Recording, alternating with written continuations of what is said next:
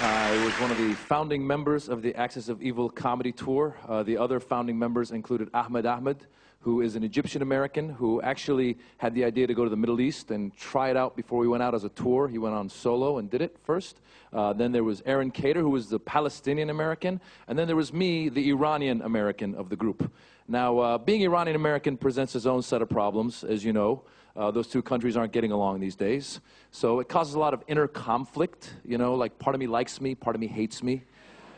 Part of me thinks I should have a nuclear program, the other part thinks I can't be trusted with one. These are dilemmas I have every day. I was born in Iran. I'm now an American citizen, which means I have the American passport, which means I can travel. Yeah, because if you only have the Iranian passport, you're kind of limited to the countries you can go to with open arms, you know, Syria, Venezuela, North Korea. So anyone who's gotten their passport in America will tell you, when you get your passport, it still says what country you were born in. So I remember getting my American passport. I was like, woohoo, I'm going to travel. And then I opened it up and said, born in Iran. I'm like, oh, come on, man. I'm trying to go places.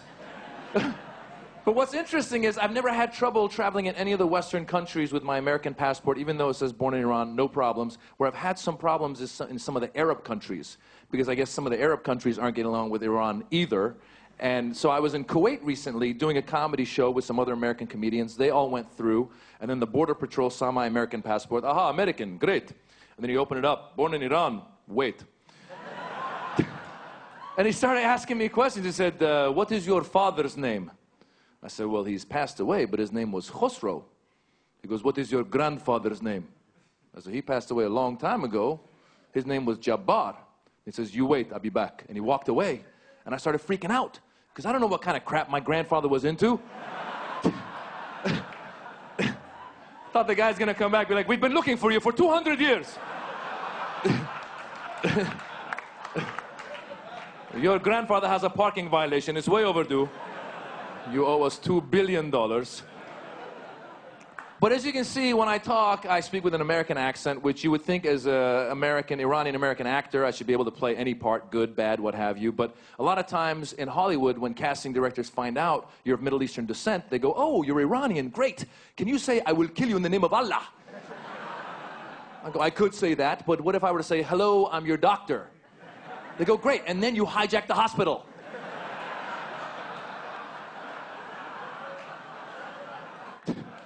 Like, I think you're missing the point here.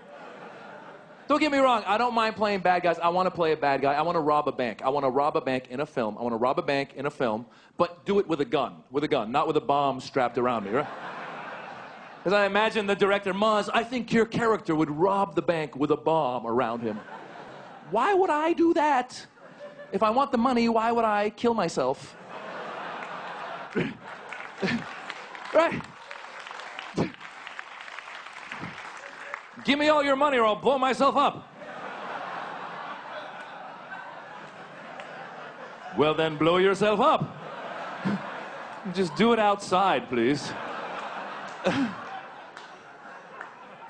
But the fact is, there's good people everywhere. That's what I try and show in my stand-up. There's good people everywhere. All it takes is one person to mess it up. Like a couple months ago in Times Square in New York, there was this Pakistani Muslim guy who tried to blow up a car bomb.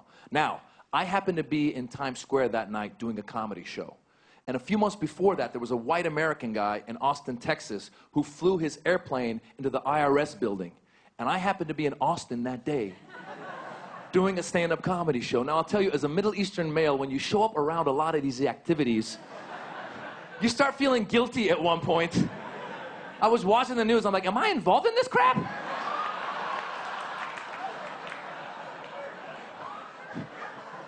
I didn't get the memo. What's going on? But what was interesting was the Pakistani Muslim guy, see, he gives a bad name to Muslims and Middle Easterners and Pakistanis from all over the world. And one thing that happened there was also the Pakistani Taliban took credit for that failed car bombing. My question is, why would you take credit for a failed car bombing? Like, we just want to say, we tried.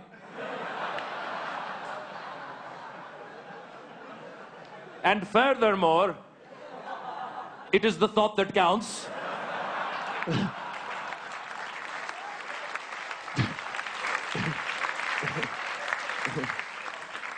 And in conclusion, win some, lose some. But what happened was when the white guy flew his plane into the building, I know all my Middle Eastern and Muslim friends in the States were watching TV going, please don't be Middle Eastern, don't be Hassan, don't be Hossein. And the name came out, Jack. I'm like, woo! That's not one of us. But I kept watching the news in case they came back. They were like, before he did it, he converted to Islam. Damn it! Why, Jack? Why? But the fact is, I've been lucky to get a chance to perform all over the world. And I did a lot of shows in the Middle East. I just did a 7-country solo tour. I was in Oman, and I was in Saudi Arabia. I was in Dubai. And it's great. There's good people everywhere. And you learn great things about these places. I encourage people always to go visit these places. For example, Dubai, cool place. They're obsessed with having the biggest, tallest, longest, as we all know. They have a mall there, the Dubai Mall. It is so big, they have taxis in the mall. I was walking, I heard beep, beep. I'm like, what are you doing here? He goes, I'm going to the Zara store. It's 3 miles away. Out of my way, out of my way, out of my way. And what's crazy, there's a recession going on, even in Dubai, but you wouldn't know by the prices. Like in Dubai, in the Dubai Mall, they sell frozen yogurt by the gram. It's like a drug deal. I was walking by, they go, psst, Habibi, my friend. You want some frozen yogurt? Come here, come here, come here. I have 1 gram, 5 gram, 10 gram. How many gram do you want?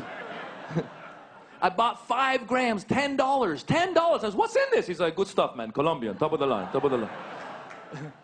The other thing you learn sometimes when you travel to these countries in the Middle East, sometimes in Latin American countries, South American countries, a lot of times when they build stuff, there's no rules and regulations. For example, I took my 2-year-old son to the playground at the Dubai Mall. And I've taken my 2-year-old son to playgrounds all over the United States. And when you put your 2-year-old on a slide in the United States, they put something on the slide to slow the kid down as he comes down the slide. Not in the Middle East. I put my 2-year-old on the slide. He took off. I went down and go, where's my son? On the 3rd floor, sir, on the 3rd floor.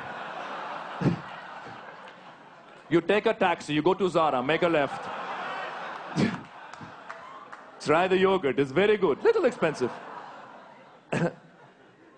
But one of the things I try to do with my stand-up is to break stereotypes. And I've been guilty of stereotyping as well. I was in Dubai, and there's a lot of Indians who work in Dubai. And they don't get paid that well. And I got in my head that all the Indians there must be workers. And I forgot there's obviously successful Indians in Dubai as well. I was doing a show, and they said, we're going to send a driver to pick you up. So I went down to the lobby, and I saw this Indian guy. I go, he's got to be my driver. Because he was standing there in like a cheap suit, thin mustache, staring at me. So I went over, excuse me, sir, are you my driver? He goes, no, sir. I own the hotel. I go, I'm sorry, then why were you staring at me? He goes, I thought you were my driver.